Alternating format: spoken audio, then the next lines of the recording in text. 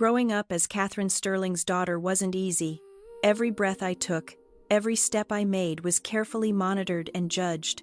My father, the CEO of Sterling Global, had my entire life planned out before I could even walk. "Isabella, darling," he'd say, adjusting his perfectly pressed Armani suit. "A Sterling never settles for second best." Our mansion in Beverly Hills stood as a testament to that philosophy. It was 28 rooms of carefully curated luxury, each one screaming wealth and power. But to me, it felt more like a golden cage than a home. By the time I turned 25, I had followed my father's blueprint perfectly. Harvard Business School graduate, junior executive at Sterling Global, and engaged to Montgomery Kensington IV, heir to Kensington Technologies, and my father's hand-picked choice for my husband. There was just one small problem. I was desperately, hopelessly in love with someone else. I met Lucas Wright on a rainy Tuesday morning when my Ferrari broke down on the way to work. He was the mechanic who came to my rescue, arriving in a beaten-up tow truck with a smile that made my heart skip a beat. "Looks like your timing belt is shot," he said, wiping his hands on his worn jeans. "I can fix it, but it'll take a few hours." Something about his honest brown eyes and the way he explained everything without talking down to me made me agree to wait at his small garage instead of calling an Uber. That decision changed my life forever. Over cups of terrible vending machine coffee, I discovered Lucas wasn't just any mechanic. He had worked his way through engineering school, graduating top of his class. He could have taken a cushy corporate job, but he loved working with his hands, solving problems, and making things better. "Life's too short to spend it doing something just because it looks good on paper," he told me, his eyes twinkling. Those words hit me like a thunderbolt. For the first time, someone had put into words exactly what I had been feeling all my life. One coffee led to another, then dinner, then stolen moments whenever I could escape my suffocating world.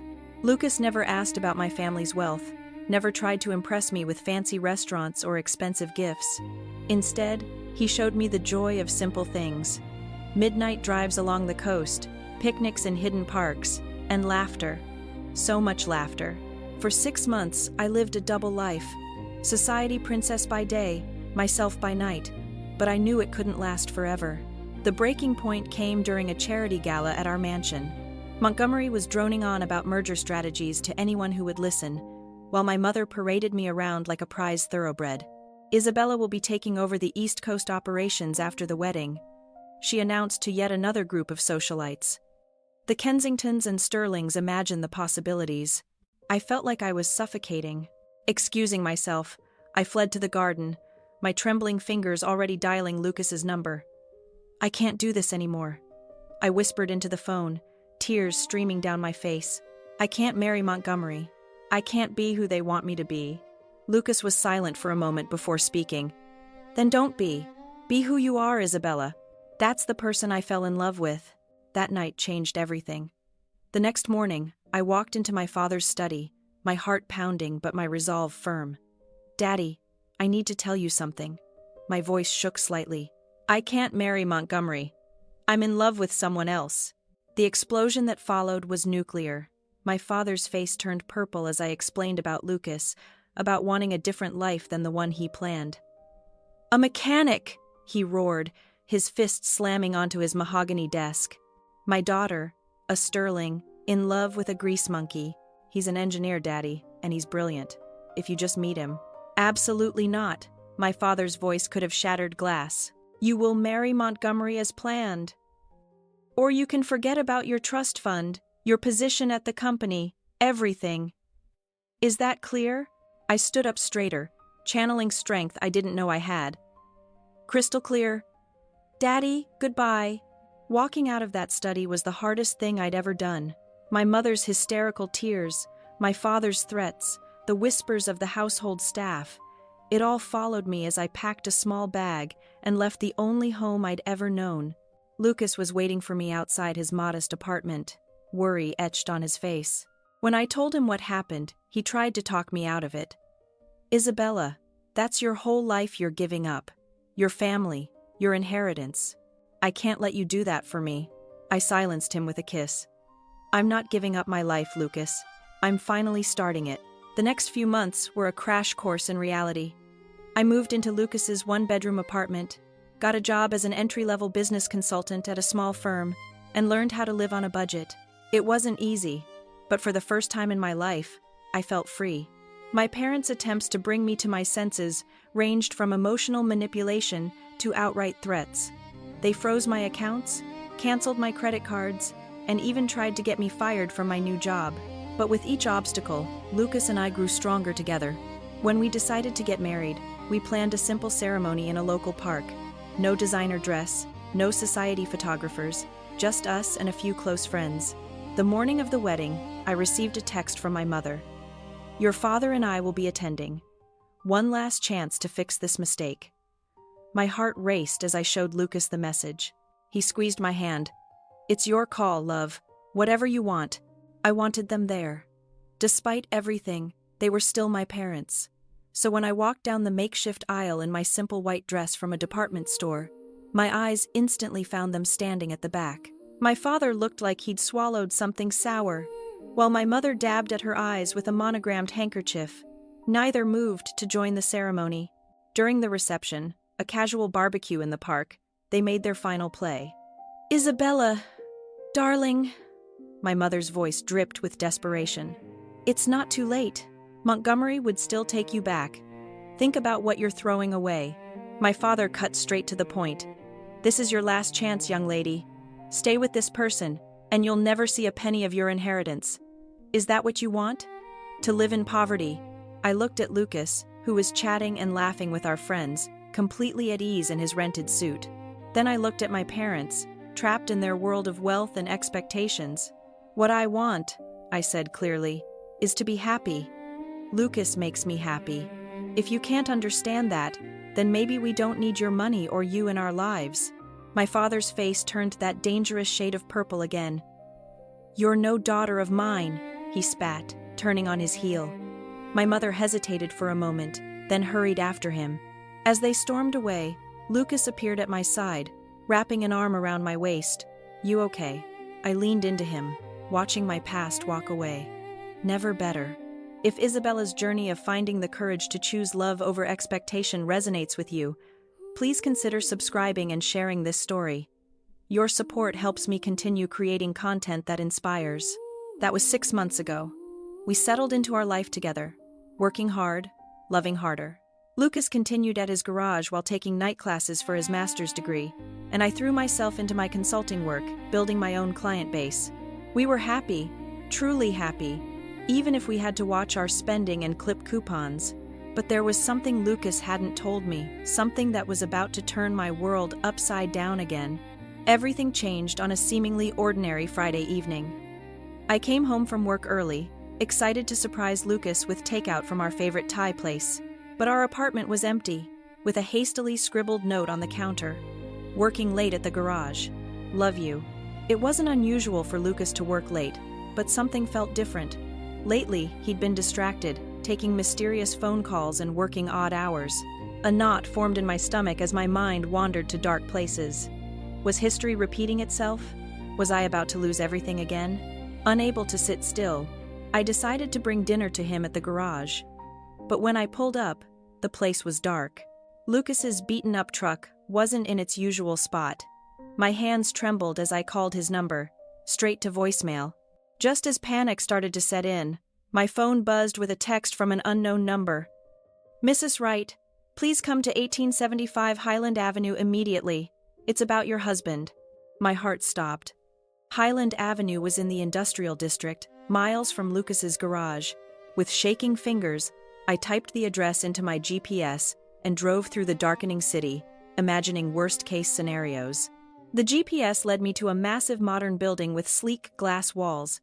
Security gates opened automatically as I approached, and a uniformed guard directed me to an underground parking garage. "Mrs. Wright," he nodded respectfully. "Take the executive elevator to the top floor." Executive elevator? Top floor? What was going on?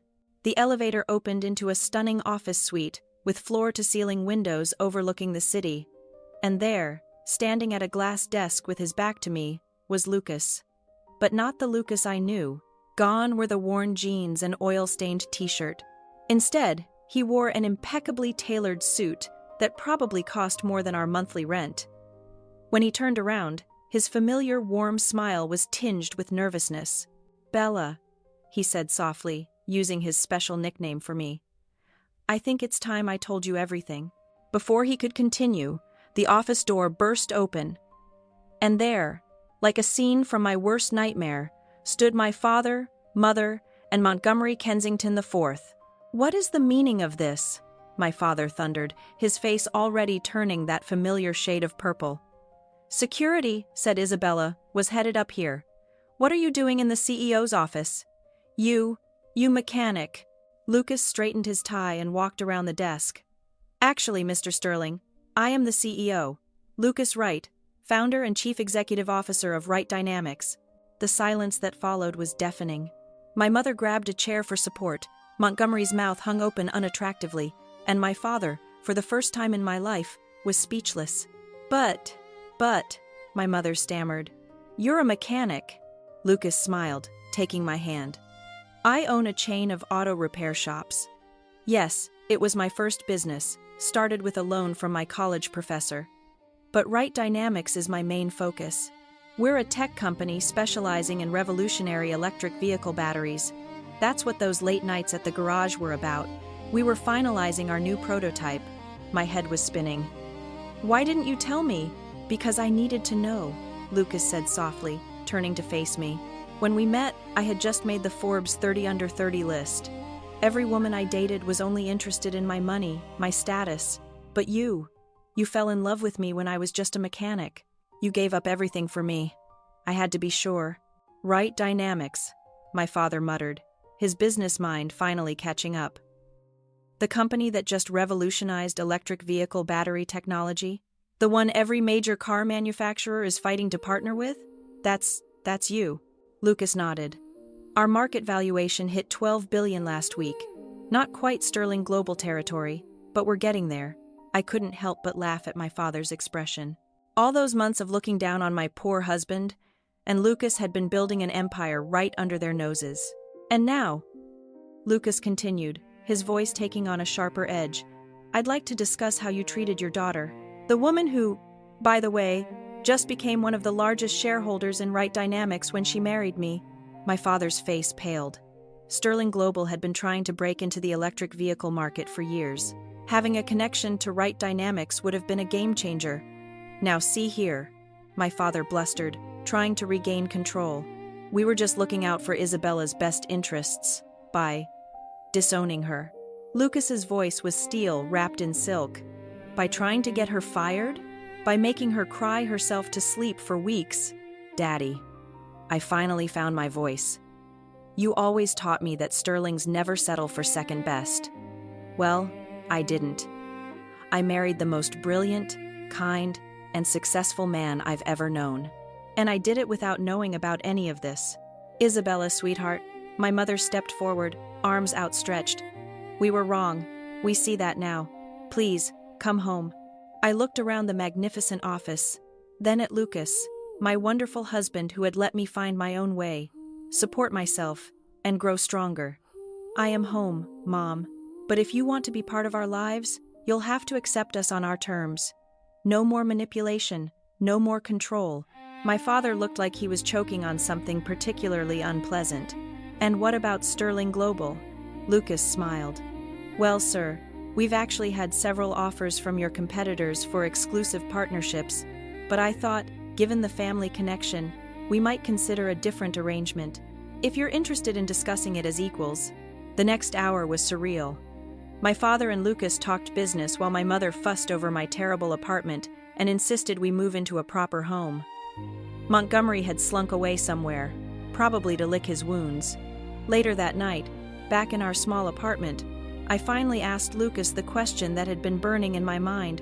"Why keep working at the garage? Why live like this when you have billions?" Lucas pulled me close. "The garage keeps me grounded, reminds me where I started, and this apartment, these months with you, they've been the happiest of my life. We made it ours, together, without any silver spoons or trust funds." Tears welled in my eyes. "I love you, you sneaky billionaire." He laughed. I love you too, you runaway heiress.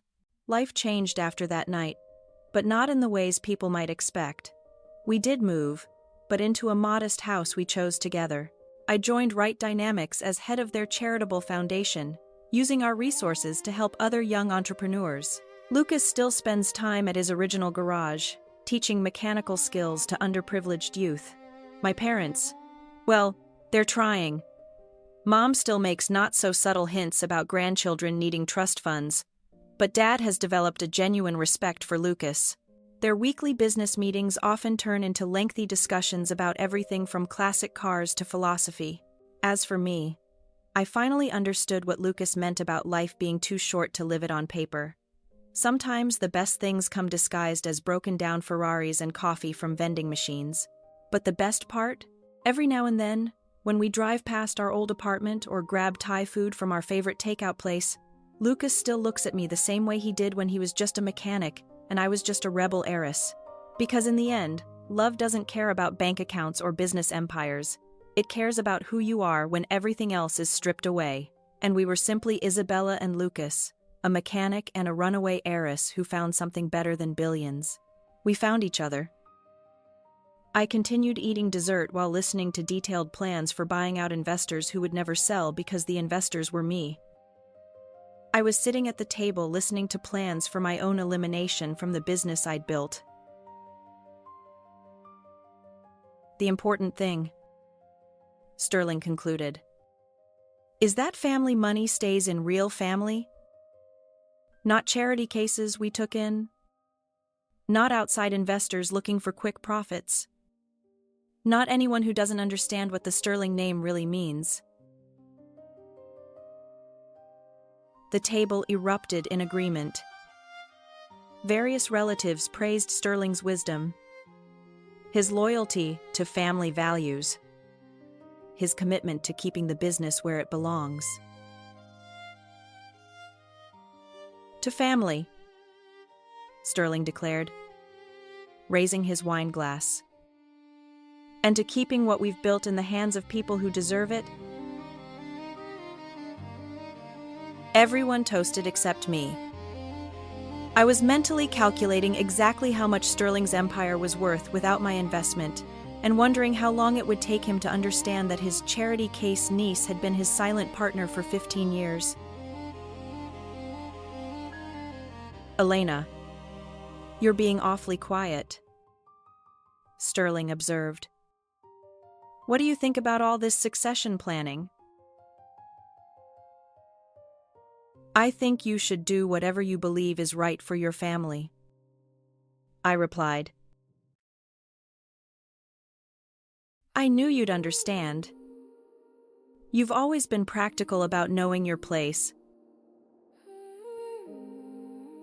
The evening concluded with more family bonding, promises to gather again at Christmas, and detailed discussions about the construction company's bright future under Brad and Connor's leadership. I helped clean up while listening to conversations about legacy, family values, and the importance of keeping business ownership in the right hands. Driving home, I reflected on 15 years of silent partnership with a man who publicly dismissed me as a charity case while privately depending on my capital to fund his lifestyle. Sterling genuinely believed his success was self-made. His investors were passive financial partners, and his adopted niece was an accounting clerk who'd never understand real business. Sunday morning, I called my attorney from my home office. Diane, I need to discuss the Sterling Construction Partnership, the $200 million position. What are you thinking? Complete dissolution. I want out of every investment vehicle, every joint venture, every financial relationship. There was a long pause. Elena, that's essentially their entire capital base. Without your investment, They're looking at an immediate liquidity crisis. Probably bankruptcy within 6 months.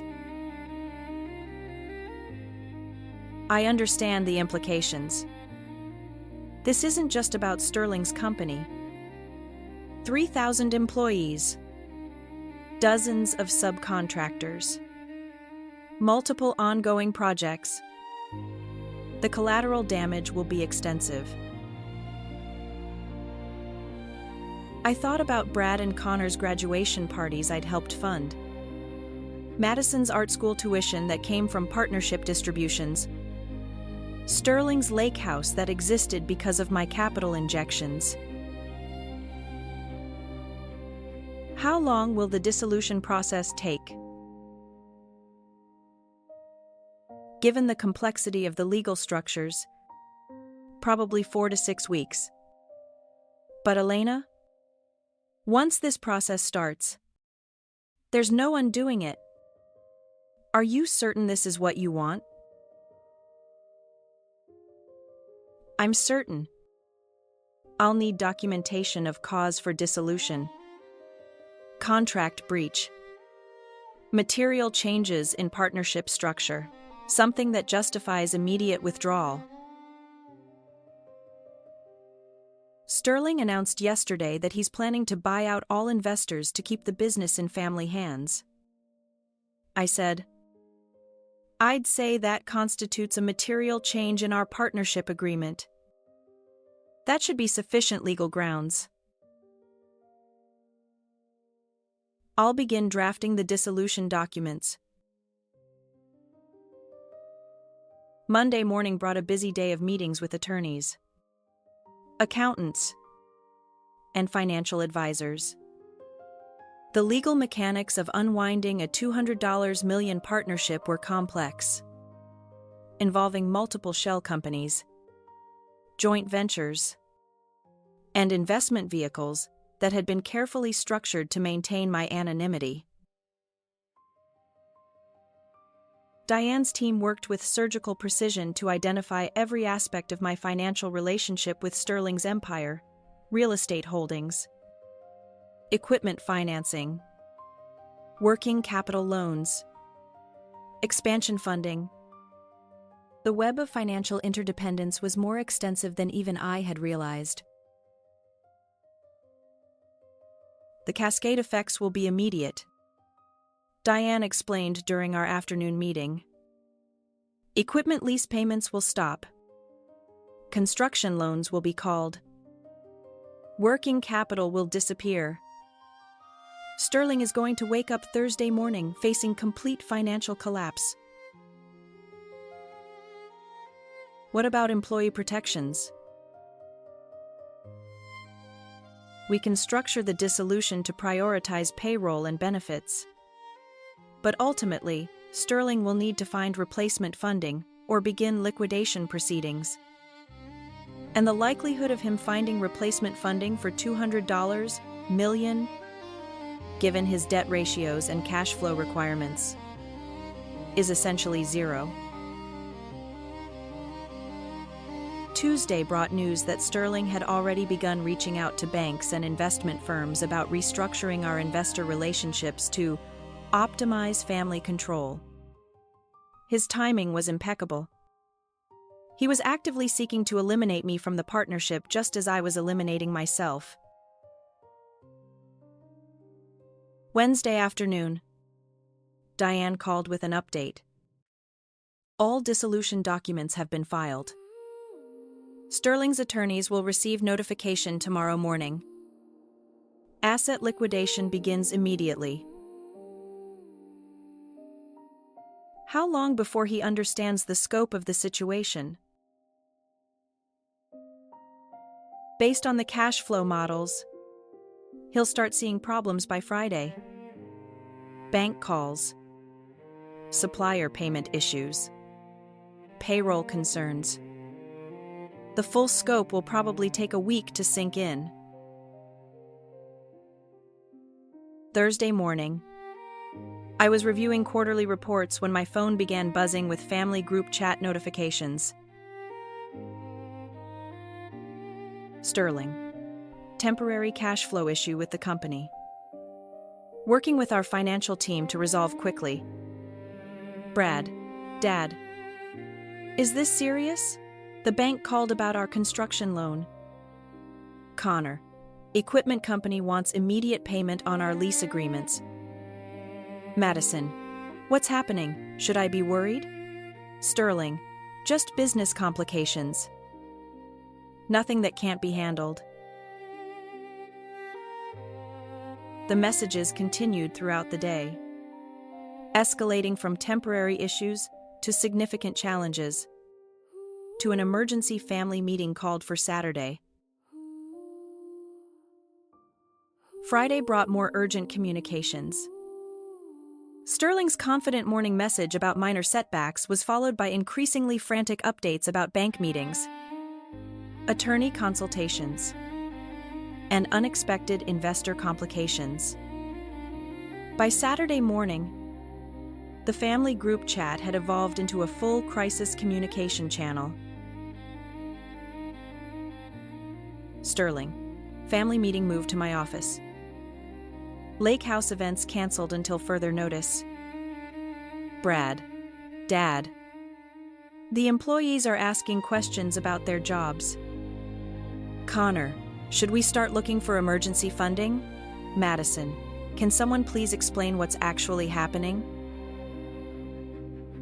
I arrived at Sterling's corporate headquarters to find the parking lot nearly empty and a small group of family members huddled in the conference room. Sterling looked like he'd aged 5 years in 1 week. Elena. Thank God you're here, he said, looking genuinely relieved to see me. We need all the family support we can get right now. The conference room felt different than usual. Instead of Sterling's confident presentations about expansion and success, the atmosphere was tense with barely controlled panic. I'll be direct. Sterling began. Our primary investor partnership has been terminated. Effective immediately. Without cause. Without warning. Without negotiation opportunity. How much money are we talking about? Brad asked. Approximately $200 million. In various forms: equipment financing, working capital, expansion funding, real estate holdings. The room fell silent as people processed the magnitude of the crisis. Before we find out how the family deals with this collapse, if this story is resonating with you, or you've ever felt underestimated by those close to you, please consider subscribing and sharing this video. Your support helps me continue telling stories like this one. Can we replace that funding? Connor asked. I've spent the week meeting with every major bank and investment firm in 3 states. The answer is no. Our debt-to-equity ratios are too high. Our expansion has been too aggressive. Our capital requirements are too extensive. What does that mean for the company? Madison asked quietly. It means we're looking at bankruptcy. Complete liquidation. 3,000 jobs lost. Dozens of projects canceled. 15 years of building completely destroyed. The silence stretched longer this time. Sterling's empire, his legacy, his family's future, all of it crumbling because his anonymous silent partner had chosen to withdraw support.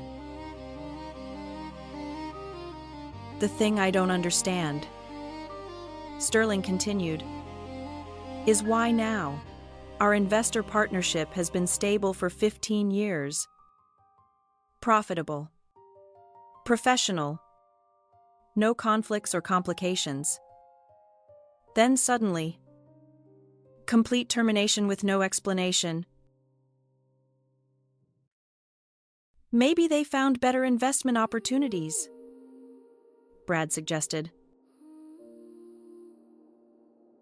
Maybe they needed liquidity for other projects, Connor added. Sterling shook his head. I've been racking my brain trying to understand what changed. The only significant development was my announcement last weekend about succession planning and buying out our investors to keep the business in family hands. You think they didn't like that idea? Madison asked. I can't imagine why. It was a business decision. Nothing personal. We would have paid fair market value, negotiated reasonable terms, maintained all existing relationships. I listened to Sterling struggle to understand why his plan to eliminate his investors had resulted in his investors eliminating him. The irony was perfect, but explaining it would serve no useful purpose. The question now, Sterling continued, is what we do next. Bankruptcy proceedings will probably take 6 months. After that, I'll be starting over at age 58 with no assets, no company, no income. What about the lake house? Brad asked. Financed through company assets. It'll be part of the liquidation. The boats, the cars, the investments, all tied to company cash flow. Everything goes. The family spent the next hour discussing practical matters, job searches for Brad and Connor, living arrangements once the lake house was sold, college funding for Madison, now that partnership distributions had disappeared.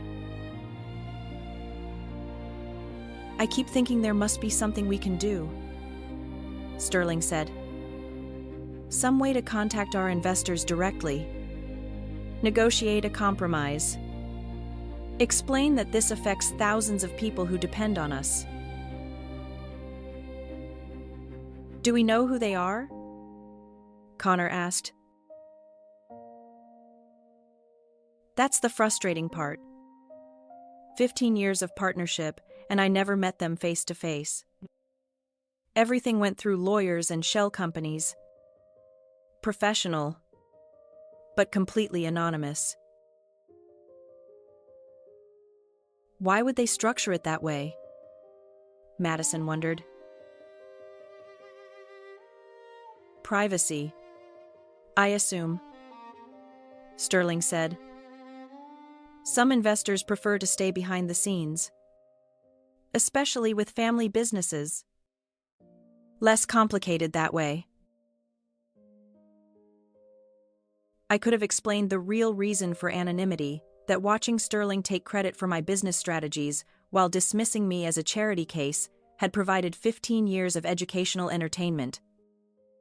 But that conversation would come later. If at all. The hardest part, Sterling continued, is knowing that someone out there made a decision that destroyed everything we built, and we'll never even know who they are or why they did it.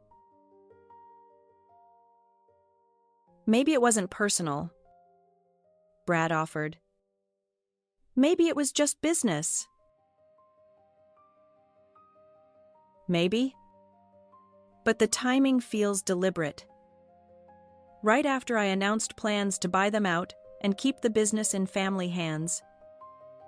Like they were sending a message. What kind of message? Madison asked. Sterling was quiet for a long moment. I don't know. Maybe that family loyalty only goes one direction. Maybe that some people can't be bought out because they're not really investors. There's something else entirely. The meeting concluded with plans for Monday's bankruptcy filing, employee notifications, and media management. Sterling's construction empire would officially end within 30 days, taking with it the lake house, the lifestyle, and the family legacy he'd spent 15 years building on borrowed capital. Driving home, I reflected on the strange justice of watching Sterling's plan to eliminate his charity case investor result in his charity case investor eliminating him. The symmetry was perfect, even if he'd never understand it. My phone buzzed with a text from Diane. Liquidation, proceeds from Sterling Construction Partnership, will total approximately $180, $8 million, after legal fees. How would you like those funds distributed? I pulled over to reply. Establish scholarship fund for business students from foster care backgrounds. Use the Sterling Construction name if possible. Understood. Anything else? Send anonymous notification to Sterling when the scholarship fund is announced. He might appreciate knowing his legacy will help people who understand what it means to be charity cases. 3 months later, the regional business magazine featured a story about the Sterling Construction Scholarship Fund, established through an anonymous donation to support foster children pursuing business degrees. Sterling never learned that his former charity case niece had transformed his collapsed empire into opportunities for young people who, like her, had been told they didn't belong in real families, but might surprise everyone with what they could build when given the chance. Sometimes the most powerful legacy isn't the one you plan. It's the one that emerges when the people you underestimated decide to show you what real family values actually look like.